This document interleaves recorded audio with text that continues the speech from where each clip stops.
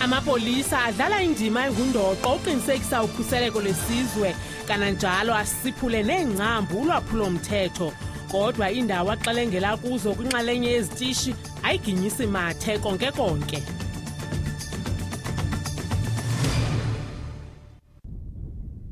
Akukhathaliseki nokuba ungubani na usebenzela liphi isebe, kodwa indalo iyakunyanzelisa ukuba uyinike ingqwalasela nokuba kuphi xa ungenacebo limbi. Andiziva kamnandi xa ndiwabona amapolisa ezithuma esingeni. Nabantu balandele ekhondweni xa kufike ithuba lokuba bayokuzenza bafutshane babe bekude namakhaya. Awelo hlathi akukho busefu, ungathi yathuma kanti uye ngongqama uhlala phantsi kana usazibona uba sohlala phezu kwenyoka ngoku. Kanti izinto azimtaka ngqika kwesi sikhululo samapolisa kuba siphakathi elokishini. Amapolisa alaphelinke ayeza apha endlini afike acele itoilet. This constitutes a violation of the right to dignity, and it's certainly something that needs to be investigated thoroughly at both the national and provincial levels.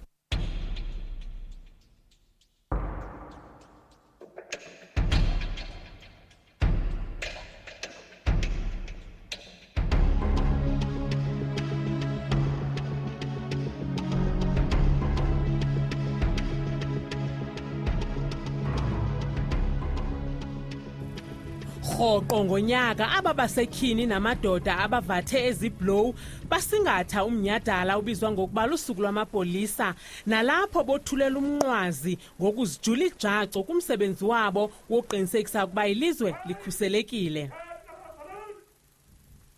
Front! Salute!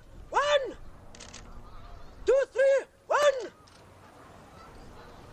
Kwisiyunguma ngasinye esibanjwa kumaphondo onke kubandakanywa nomcimbi wokukhumbula amagorha namagorhakazi asweleke ngethuba esenkomeni.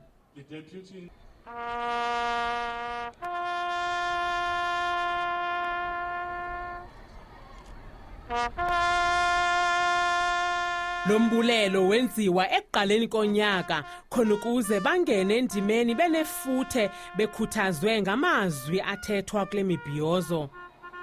Emva koko babila besoma begqogqa abarhanelwa ngezenzo zolwaphulo-mthetho ezahlukeneyo.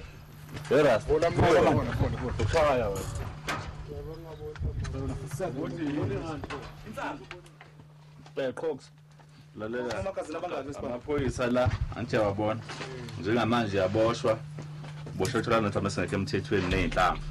Kodwa inxalenye yawo iphuma kwizikhululo ezikwimeko emaqongo. Lo mzi ubonakala ngathi likhaya lomfama ofumileyo xa ukude kuba umi wodwa kwanti sisikhululo samapolisa iBridge Camp kumgama ongama-20 ukusuka kwidolophu iCofimvaba eMpuma Koloni. Esi sikhululo sinceda iilali ezingama-20 kunye neefama ezingama-60. Singumelwane nelali yakusabalele apho ikhoyo inkaba yegorha elingasekhoyo uKhrisani. Asikudanga nakwikomkhulu lengotya uKD Mathanzima eyifudula ixhuzula imikhala yolawulo kwiphandle elalisakuba yiTranskei. Ubudala besisakhiwo bungqinwa ziintanda nokuqobuka kwepeyinti, igatharings iziziqwempu, nto leyo ebangela ukuba amanzi angangeni kakuhle ematankini.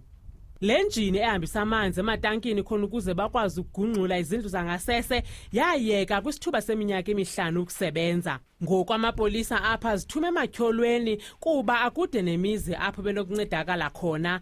Nangona wonke ubani enelungelo lokuzityanda igila kweli lizwe, kodwa la mapolisa alile ukuthetha nathi ngelithi oyika ukuphila ubomi bentshontsho emva koko saze sathetha nabasebenzi abavala iziginqi endleleni ngaphandle nje kwesi sikhululo. Kaloku bazibonela abakwantsasana bemana ukuthi tsigqada esingeni beqwaye itoilet paper, nto leyo bayitolika njengesingela phantsi isidima sawo.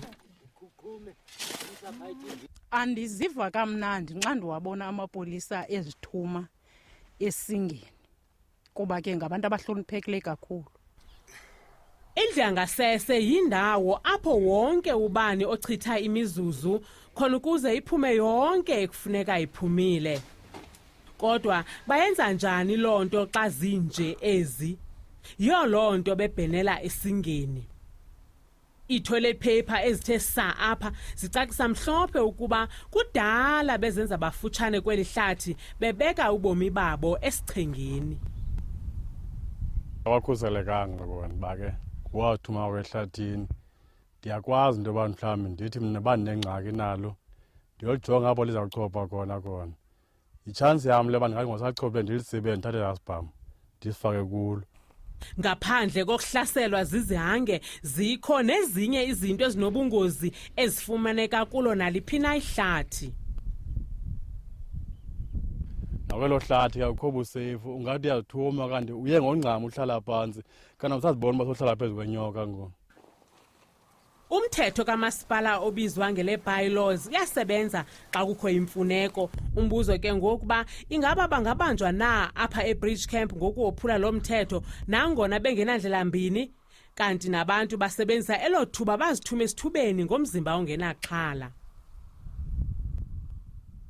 Ndingathuma mna ehlathini kugqipo lisapha ngakumbi west na west lawa eBridge Camp nondibamba bawundibamba kwanza cela ndiqala ndiyibona apha kuni loo nto leyo uba ndithuma ehlathini nam ndiyafana nandifuna ndithuma ehlathini okwam. Kuba esi sitishi yayilikhaya lomfama othile kwiminyaka eyadlulayo, ngoku sikude ebantwini, nto leyo abathi abasebenzi benza bahlale benexhala lezikrelemnqa ezingahlasela. Kanti uGugu ungumzekelo ophilayo kuba akathethi ndiva ngobungozi bokuba kude kwesi sitishi. Ndadibana nedwana ezi-3 xa ukhala ifowuni yam zabe sithi gqi esingeni bacaba zifuna le fowuni yam. Qha ke naqomba ke mna nto uzobaleka ndabe ndisithi kuzo mazize zizoyithatha ndabe ndizithuka. Qha ke ndabona zazenza zingaqinanga caba zasitshaza isibindi ke zapha zabuya umva zajika zahamba. Nditshothi ke caba zaziqinile mhlawumbi ke zithathe ifowuni nobomi bam. Apha kusetheni apho behla khona abantu abaya eBridge Camp. Zizithuthi zamapolisa ubukhulu becala ezimana ukuthi gqi zisiya kusebenza kwiilali ezingqongileyo. Wonke umntu oza apha ubetha ngezikatshiwo nkqu nenxalenye yamapolisa. If ba uza uzomangala mna usuka ewothi ndiyakubona nangu usisaphaya ndiyakwazi uphuma ngenye indlela ndizawurhelela apha ngaphambili ndizoba ndikugqibezela apha esingeni ungabi sawufika epolice station. Abalelwa ku-30 amapolisa axelenga apha, kodwa iinqwelo zokusebenza zintathu qwaba, yile vanki ibhaliweyo, ibhaki kunye negolf. Kwimeko zesiqhelo abantu baye bakhalazela ukufika kade kwesithuthi xa kukho ingxaki bengazi nobangela ukuba zinqongophale, kodwa apha abahlali bayiqonda imeko. Hayi ke asiwagxeki ke wona, sigxeka nje imeko abaphangela phantsi kwaso, kuba ke bayenza into esifunayo uba basenzele yona. Nezisele zavalwa ngenxa yongabikho kwezindlu zangasese. Amapolisa ayanyanzeleka ukuba abase kwisikhululo esedolophini abarhanelwa. Uthini yena umasipala intsika yethu ngabantu basemthethweni abanyanzelekileyo ukuba bazithume elubala.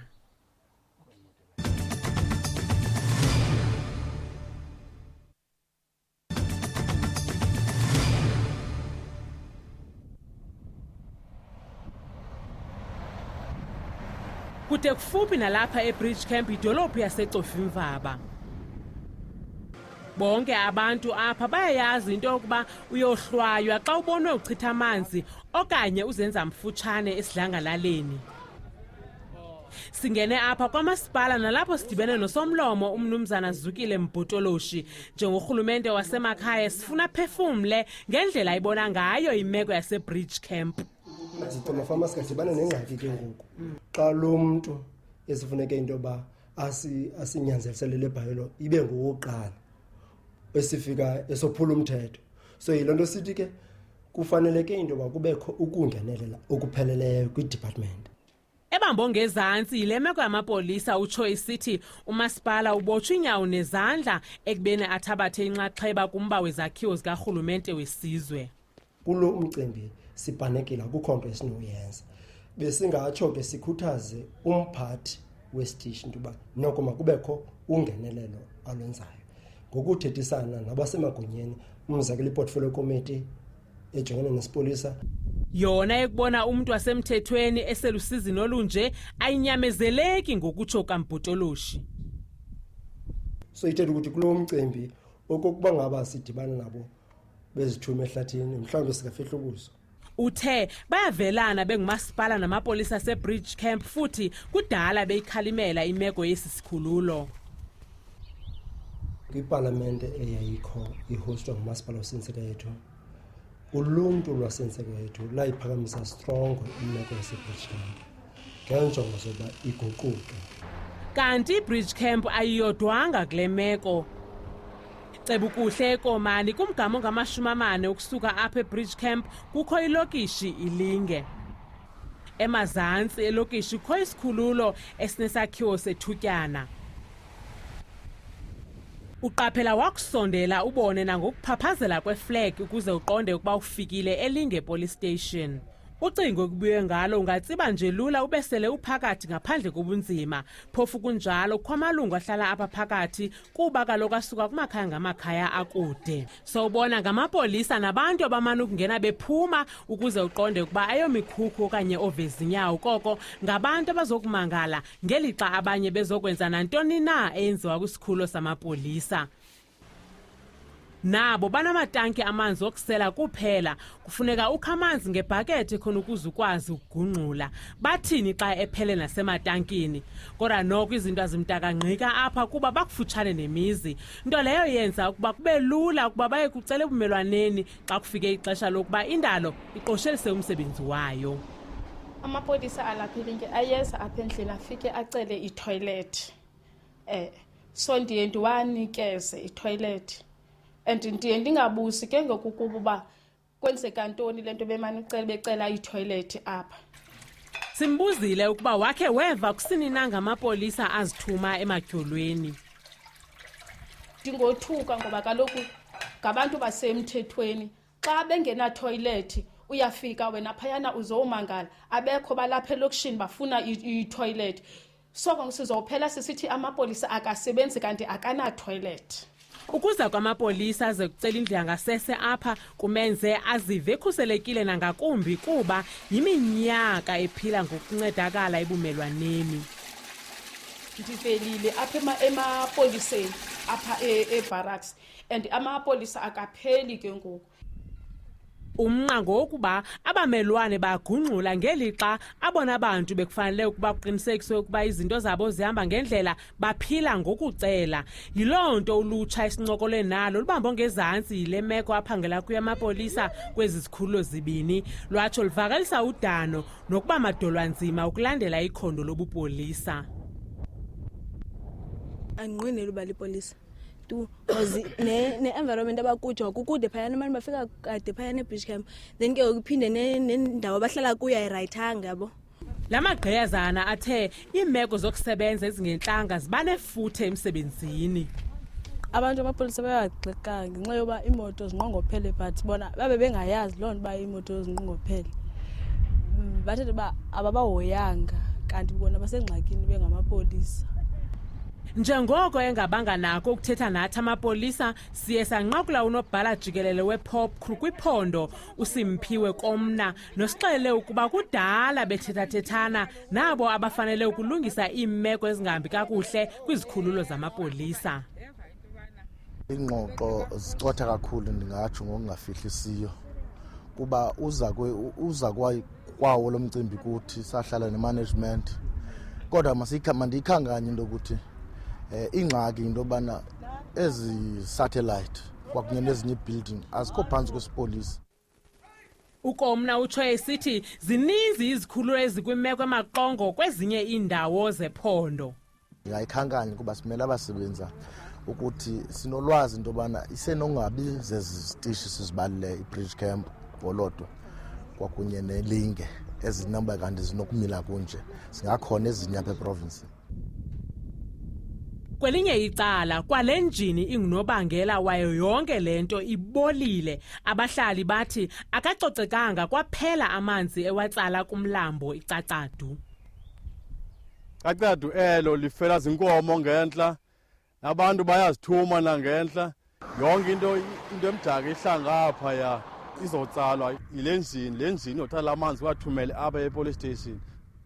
Eyona nto ingamandla ngoku yeyokuba kudala ekhalaza lamapolisa isikhalo sawo side safikelela nakundlunkulu wephondo eZwelitsha.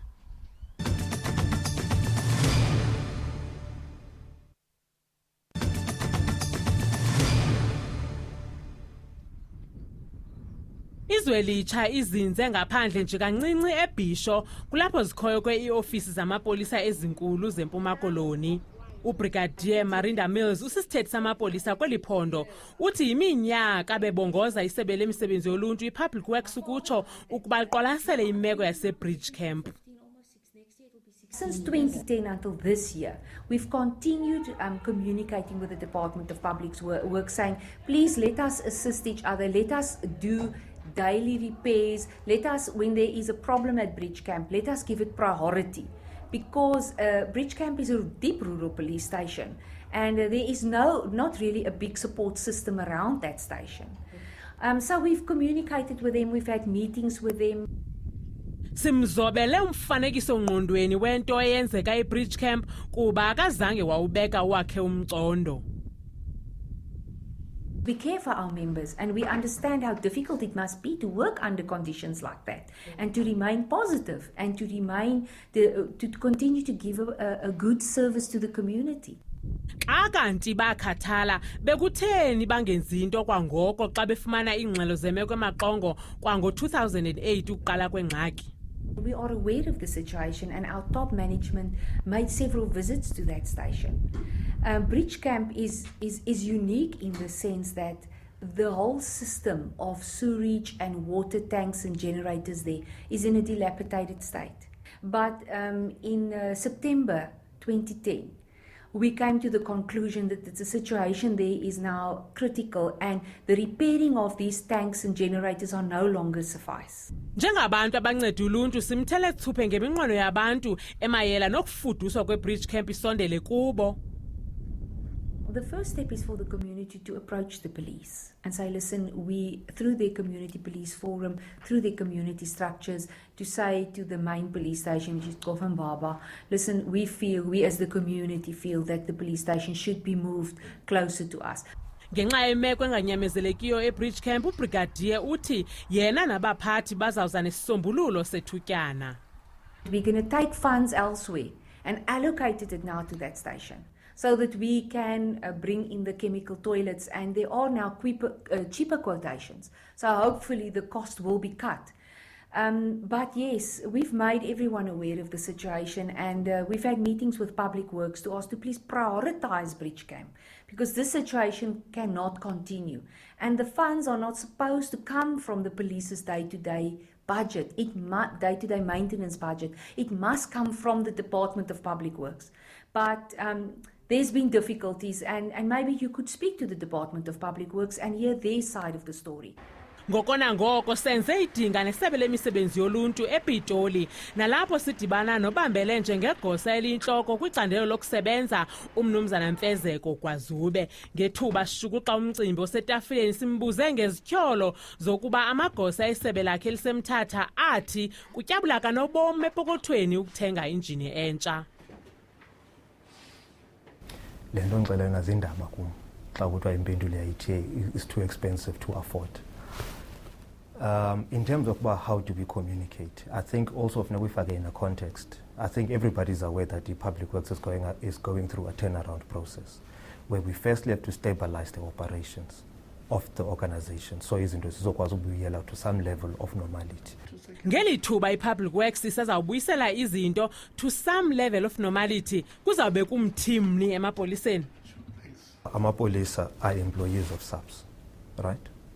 SABC une responsibility of making sure that requirements zabo in terms of physical infrastructure by need to do their work, they communicated to Public Works. They've been communicating that. We've got documents to that effect. I am not questioning whether or not they have or have not communicated on the particular issue on the table. What I'm trying to do is to explain a process to you of what would happen in a normal functioning system. Loo nto ithetha ukuba amapolisa asazawugcwala ithafa ngenxa yokuba izinto zingekahambi kakuhle encam e-Public Works. According to Marinda Mills, which is spokesperson for SABC in the Eastern Cape, i-complaint yalodgwa ngo-2008, but there is communique to that effect. He showed me all the communication between them and the regional office, which is Mthatha. Until when I'm 6 months, which one is correct between the two? Okay. Firstly, it was since 2008. That's the first. Always been at my disposal, the information I have, it's saying the log was logged 6 months, and Public Works statement replied to it adequately in terms of expected turnaround. There is some information that they didn't give you in Mthatha. If that is the case, it is something then we need to deal with in here.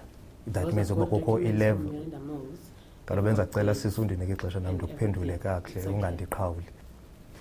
Ndithi into ephambi kwami ithi i-call yalogwa 6 months ago and it was not attended to.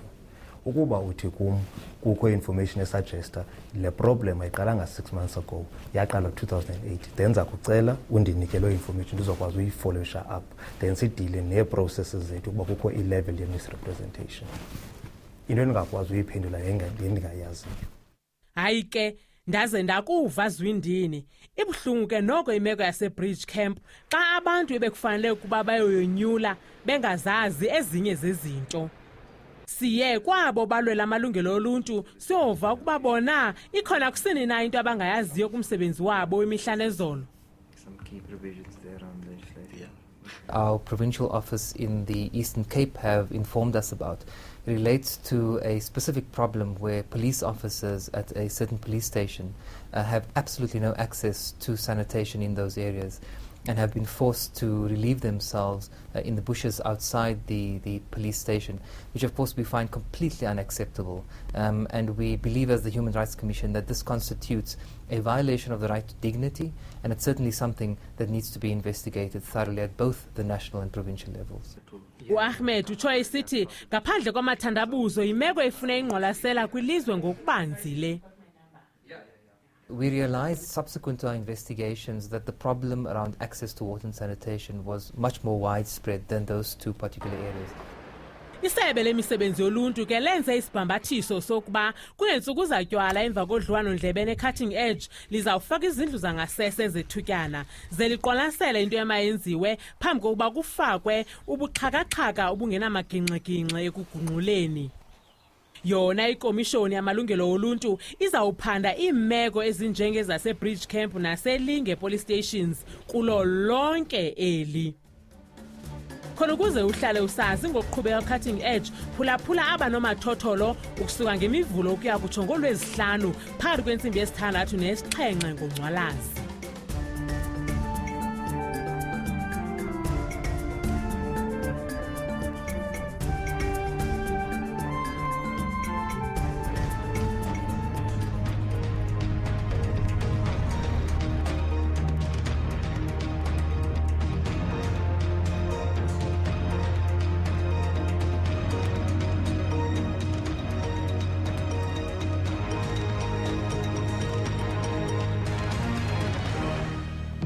Brought to you by SABC News, Africa's news leader.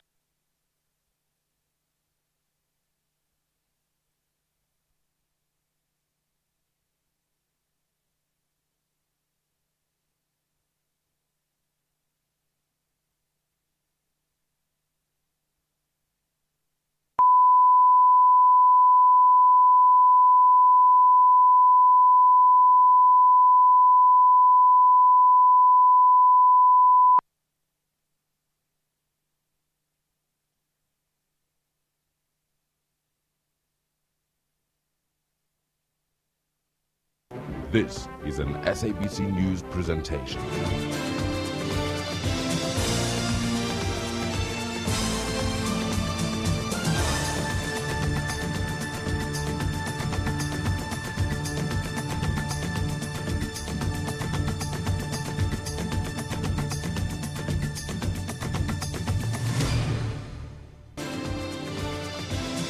Amapolisa adlala indima engundoqo uqinisekisa ukhuseleko lwesizwe kananjalo asiphule neengcambu ulwaphulo-mthetho kodwa indawo axelengela kuzo kwinxalenye yezitishi ayiginyisi mathe konke konke.